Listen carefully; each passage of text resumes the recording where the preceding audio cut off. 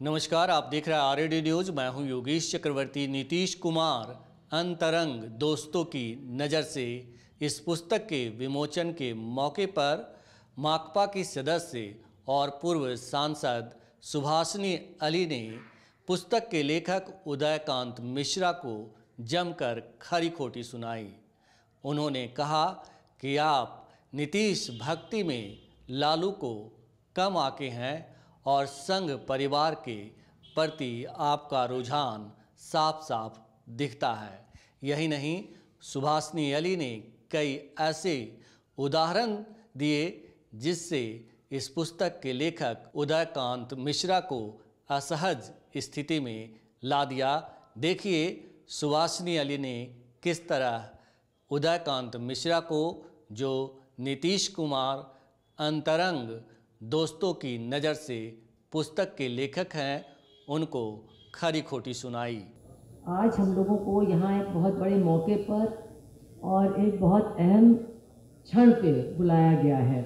तो सबसे पहले तो मैं महेश्वरी जी का आभार मानूंगी कि उन्होंने मुझे यहाँ पर इस मौके पर आमंत्रित किया। हालांकि मुझको उससे परेशानी भी बहुत हुई। उन्होंने किताब 3 दिन पहले भेजी। आपने देखा है 750 पन्ने की ये किताब है और काम भी करना पड़ता है, दिन में इधर उधर, रात भर पढ़ना भी पड़ता है।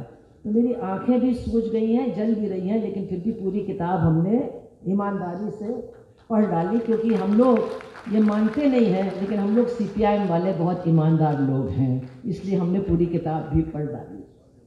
तो इसके बाद तो मैं जो लेखक हैं उनका भी आभार मानूंगी कि नीतीश जी ने इनसे कहा कि तुम पुस्तक मत लिखो, लेकिन इसके बावजूद उन्होंने लिख डाली और उनकी वजह से हम लोगों को कई कई कहानियाँ समझने और देखने को मिली।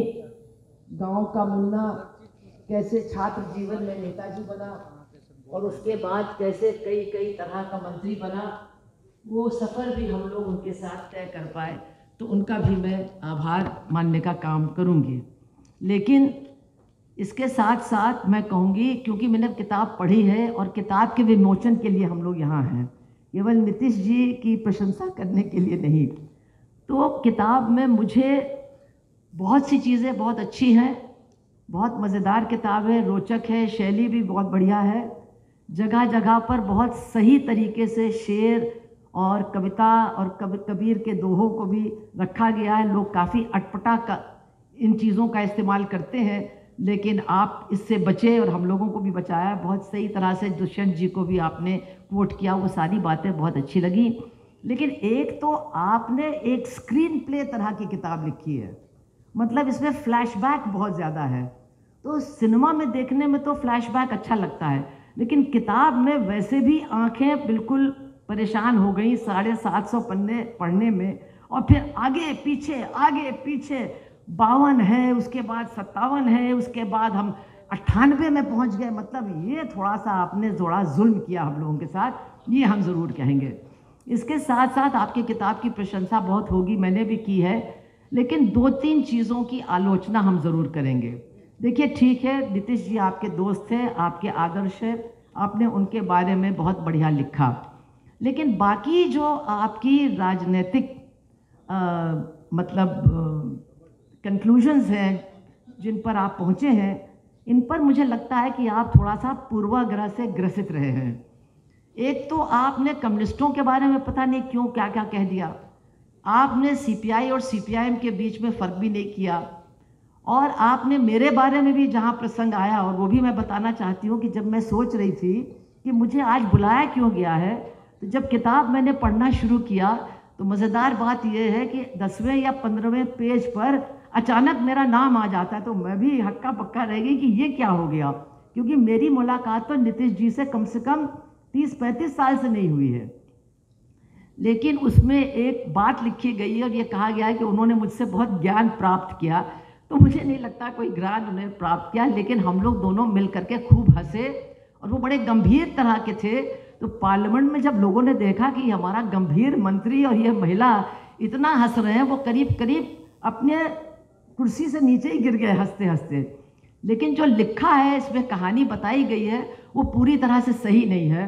और जो सही कहानी है वो मैं आपको बताने वाली भी नहीं हूँ, ये हमारे और नीतीश जी के बीच का राज बना रहेगा। तो इसीलिए शायद मुझे बुलाया भी गया और ये बात भी किताब में आई है। चलिए, मुझे अच्छा लगा, इसकी वजह से ये मौका हमें मिल गया। लेकिन जैसा कि मैंने कहा कि मुझे लगता है कि आपने कुछ थोड़ी सी राजनीति के बारे में जहाँ जहाँ आपने विश्लेषण किया है अलग पार्टियों का और नेताओं का, आपने थोड़ा पूर्वाग्रह से ग्रसित होकर के किया है, जैसे कि कम्युनिस्टों के बारे में। अब आप जेपी आंदोलन के बारे में लिख रहे हैं और लिख रहे हैं कि कम्युनिस्ट छोड़ के चले गए, भाग गए। ये बात बिल्कुल गलत है। तमाम आलोचनाओं के बावजूद सीपीआईएम के लोग पूरी निष्ठा के साथ जेपी आंदोलन के साथ रहे। हमारे लोग भी जेल गए, और माफ़ कीजिएगा लेखक महोदय, हमारे एक भी पार्टी के साथी ने माफ़ी नहीं मांगी जेल में जा कर के। ये माफ़ी मांगने वाले लोगों की नस्ल दूसरी है और हम लोगों की सबकी जो यहाँ बैठे हैं नस्ल अलग है। हमारे लोग हर प्रांत में जेल गए, लेकिन इसका मतलब ये नहीं है कि वो पूरी तरह से जैसे नीतीश जी और लालू जी उसमें कूद पड़े और संपूर्ण क्रांति की तस्वीर देखने लगे। उस तरह की तस्वीर हमने नहीं देखी, और हम अकेले नहीं थे।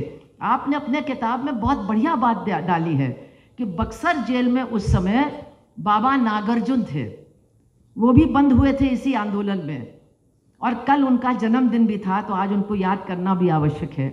तो वो बक्सर जेल में थे और शुरू में उन्होंने खूब कविता लिखी उस आंदोलन के समर्थन में।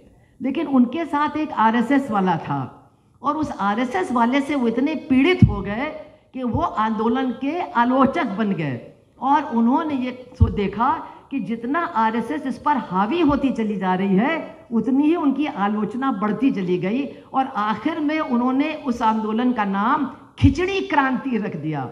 संपूर्ण क्रांति के बजाय खिचड़ी क्रांति। और शायद उन्होंने कुछ गलत भी नहीं किया। किसी को बुरा लग जाए मेरी बात का, तो ये मेरी बात नहीं, ये बाबा नागार्जुन की बात है। उनसे लड़ने का हौसला है आपको तो आप उन्हीं से लड़िए, हमसे मत लड़िए। इसके अलावा आपने, मुझे लगता है, हमारे जो अभी चले गए हैं जिनकी हम बहुत ज़्यादा आदर और सम्मान करते हैं, लालू जी, उनके बारे में भी जो आपने विश्लेषण किया इस किताब में, मुझे लगता है उसमें भी कुछ आप पूर्वाग्रहों से ग्रसित हैं। और उनकी बहुत सारी खूबियाँ, उनका जलवा, उनका जुनून और उनकी दरियादिली के बारे में मुझे लगता है आपने पूरी ईमानदारी इसमें नहीं की है। हमने देखा है कि ठीक है, नेताओं के बीच में अनबन हो गई। हम भी सोचते रहे कि भाई नीतीश जी लालू जी से क्यों नाराज़ हुए। आपने हमें बता भी दिया कि जब इमरजेंसी लगी थी तो लालू जी और नीतीश जी भूमिगत थे, अंडरग्राउंड थे, और वो चोरी से नीतीश जी की ससुराल पहुँचे जहाँ मंजू जी मौजूद थी, और उन्होंने जल्दी से खाना तैयार किया और एक टिफ़िन में रख दिया। तो नीतीश जी तो मंजू जी से बातचीत में लग गए और लालू जी पूरा टिफ़िन खाली करके सारा खाना खा गए। तो निश्चित रूप से नीतीश जी की नाराज़गी का कारण हो सकता है, बड़ा कारण हो सकता है। लेकिन मुझे लगता है अब उस नाराज़गी को पूरी तरह से भूलने का समय आ गया है, क्योंकि लालू जी ने भी हमेशा दोस्ती का हाथ उनकी तरफ बढ़ाया, और केवल दोस्ती का हाथ भी नहीं बल्कि राजनीति में जो बहुत कम देखने को मिलता है, बहुत उदारता के साथ दोस्ती का हाथ उनकी तरफ बढ़ाया। और इसके जो परिणाम आए सामने और आज आ रहे हैं सामने, ये किसी से छुपे हुए नहीं हैं। अंत में जो आपकी राजनीतिक विश्लेषण के बारे में मुझे कहना है कि आप आरएसएस और संघ परिवार के प्रति बहुत नरम हैं, मेरे हिसाब से बहुत नरम हैं। आप उनकी गलतियां, उनकी साजिश और उनके जो धारणा है, उनका जो ध्येय है, उस पर आपने कुछ लिखा ही नहीं है। बिल्कुल जैसे कि वो बाकी नेताओं के जैसे साधारण नेता हों, उनमें से बहुत अच्छे भी हैं, लच्छेदार भाषण देने वाले, और उनको आपने एक ही तरह से एक लाइन में ही खड़ा कर दिया कि भाई उनसे वो दुखी हुए तो इनके पास चले गए, वो नहीं अच्छे लगे तो ये अच्छे लगने लगे। इन्होंने 1977 से लेकर के आज तक, ख़ास तौर से जब भी समाजवादी और समाजवादियों का गिरोह आगे बढ़ा, तो उन्होंने जिस तरह से उनके साथ दगाबाजी की, ये बात इस किताब से सामने नहीं आती है, जाहिर नहीं होता है जो होना चाहिए। और यहाँ पर मैं कहूँगी कि नीतीश जी जो भी उन्होंने अपने राजनीतिक जीवन में किया हो, उसकी बात हम नहीं करना चाहते, हम टिप्पणी करने नहीं आए हैं, लेकिन उन्होंने उनको बहुत अच्छी तरह से समझा। उनकी मानसिकता से वो कभी भी अनभिज्ञ नहीं रहे। इस किताब में नीतीश जी का एक भाषण है। जब बाबरी मस्जिद टूटी, उसके बाद जब संसद में चर्चा हुई, तो नीतीश जी ने एक बहुत ज़बरदस्त भाषण दिया और उसमें उन्होंने 3 बातें कही जो मैं बहुत संक्षिप्त में कहना चाहूँगी। एक तो उन्होंने कहा कि हनुमान कौन है और क्या बगैर हनुमान के राम की पूजा हो सकती है। और फिर उन्होंने कहा हनुमान हम लोग पिछड़ी जात वाले हैं, हम लोग हनुमान हैं, तो आप हमारे हितों को छोड़ करके दरकिनार करके क्या राम की पूजा कर सकते हैं। ये उन्होंने एक सवाल रखा। और फिर उन्होंने कहा कि आप हमें ये बताइए, जब 90% जनता जो इस देश में पिछड़ी है, गरीब है, हर तरह से वंचित है, जब उसको एक छोटी सी राहत मंडल कमीशन के माध्यम से दी गई, तो आप तुरंत कमंडल लेकर के रथ के ऊपर बैठ करके हमारे अधिकारों को छीनने के लिए निकल पड़े। ये कौन सी मानसिकता है? ये वो सवाल उन्होंने अटल बिहारी वाजपेयी से पूछा कि ये कौन सी मानसिकता है। और फिर उन्होंने कहा आप इस संसद के ऊपर धर्म संसद को चलाना चाहते हैं, आप इस संसद से ज़्यादा महत्वपूर्ण धर्म संसद को मानते हैं, तो किस रास्ते पर आप जाना चाहते हैं, कहाँ आप जाना चाहते हैं? ये उनका बड़ा तीखा सवाल उस समय उस पार्लियामेंट में अटल बिहारी वाजपेयी के सामने उन्होंने रखा। और इसीलिए देखिए, मंडल और कमंडल के टकराव में बहुत लोग इधर उधर बहक गए। हम इसमें नहीं जाना चाहते क्यों इधर गए, क्यों उधर गए। हमको तो आज पटना आने के बाद, अगर आज नीतीश जी यहाँ होते तो मेरी मुलाकात शायद 92-96 के बाद आज पहली बार उनसे होती, लेकिन वो यहाँ नहीं है। फिर भी मुझे लगता है कि उनकी मौजूदगी यहाँ पर है। और मेरे लिए इससे ज़्यादा खुशी की बात नहीं हो सकती कि जिन 2 बड़े नेताओं को मैंने अपना भाई माना और जिन्होंने वास्तव में मुझे बहन की तरह ही मेरे साथ व्यवहार किया, आज वो दोनों इकट्ठा हो गए हैं। और मैं अगर उनसे मिलती तो मैं उनसे यही कहती कि इस जोड़ी को बनी रहना चाहिए। आप लोगों ने बहुत सारी सरकारों को गिराया, बहुत बड़े बड़े काम किए, लेकिन आज आपको जिस ताकत के खिलाफ लड़ना है वो शायद सबसे ज़बरदस्त और सबसे ज़्यादा खतरनाक ताकत है जो मुंह बाए हमारे देश के सामने खड़ी है। ये मनोवादी ताकत है। और अगर देश को बचाना है तो आप लोग दोनों साथ रहिए और देश को बचाने का काम कीजिए। अंत में अगर नीतीश जी होते तो मैं उनसे कह रही हूँ, वो पुस्तक प्रेमी हैं और पुस्तक प्रेमी होने के नाते हम उनसे कहना चाहते हैं कि आपका जो गृह जनपद है नालंदा, 2 बार यहाँ पर पुस्तकों की होली जलाई गई है।